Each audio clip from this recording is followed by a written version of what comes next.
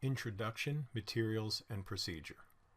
Ohm's law states that if the temperature of a resistor remains constant, the electric current flowing in a circuit is directly proportional to the applied voltage and inversely proportional to the resistance. Much more easily said by this. It's the value of equations. In this lab, students will investigate the relationship between current and voltage, creating a graph in order to find the resistance of unknown resistors.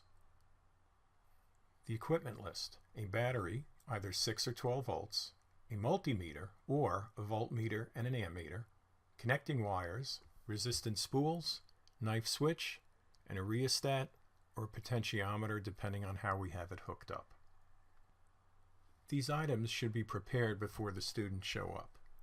Use a multimeter to check the voltage of the batteries, examine the rheostats for loose connections, and then use the circuit diagram in the lab to construct a complete example of the setup.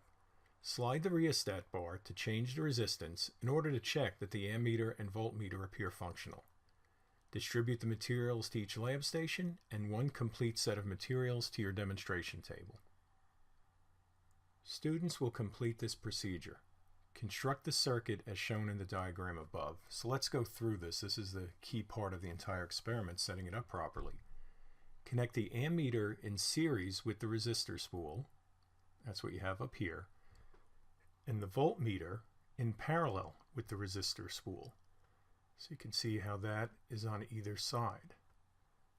Make sure you have the same polarity on them. So the black terminal on the ammeter and voltmeter should be over here with the wires. The arrow on the potentiometer diagram indicates the connection to the slider. That's the slider right there. And the letters refer to the terminals on the potentiometer.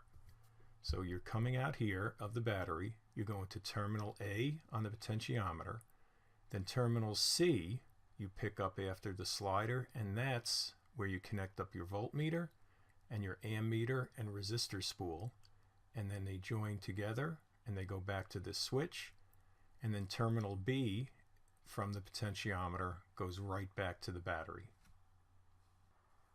More directions to the students: leave the switch open until your instructor has checked your circuit and given you permission to close it. Slowly move the slider across the potentiometer until the ammeter, that's the first device you're looking at, registers a small current at a mark on the ammeter that you can easily read. For that position, measure and record the current and the voltage. Many ammeters measure current in milliamps. Make sure you read your meters properly. Convert and record current in amps and voltage in volts. Increment the current 4 more times by moving the slider and record the current and voltage in the tables provided in the later slides. Switch to a new resistor spool and repeat for 2 more resistors. Tips and warnings for the lab.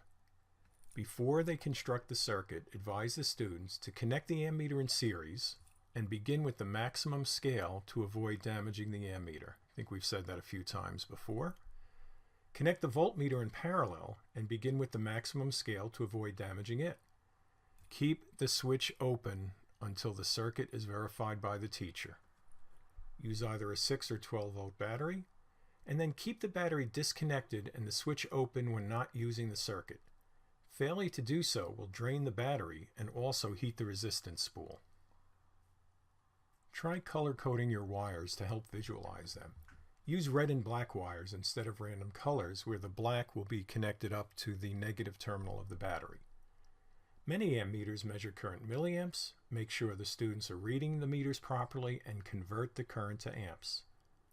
Students may reverse the connection to their ammeter and/or voltmeter, which will push the needle to the left of 0. They've got it backwards. The polarity is backwards. You can quickly fix that by reversing the connections. And we showed on the circuit diagram where you should have the positive sides of the ammeter and the voltmeter. There's your ammeter, this is the voltmeter. You would have red wires here, and then out the other side you would have the black wires. It's also very important that you build the circuit one step at a time with the students. Use the demonstration table to set up one component at a time. Start from the positive side of the battery and complete the setup procedure as written. Take the time to draw each section of the circuit diagram on the board when showing students how to make the next connection so they can relate the circuit diagram, to the actual physical implementation. Poll each group to check if they have completed that step before showing the entire class the next one.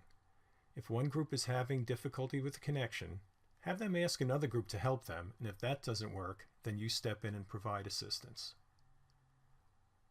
The most common issue performing this lab are circuits that are not properly constructed, so it's important to take the time to get it set up first.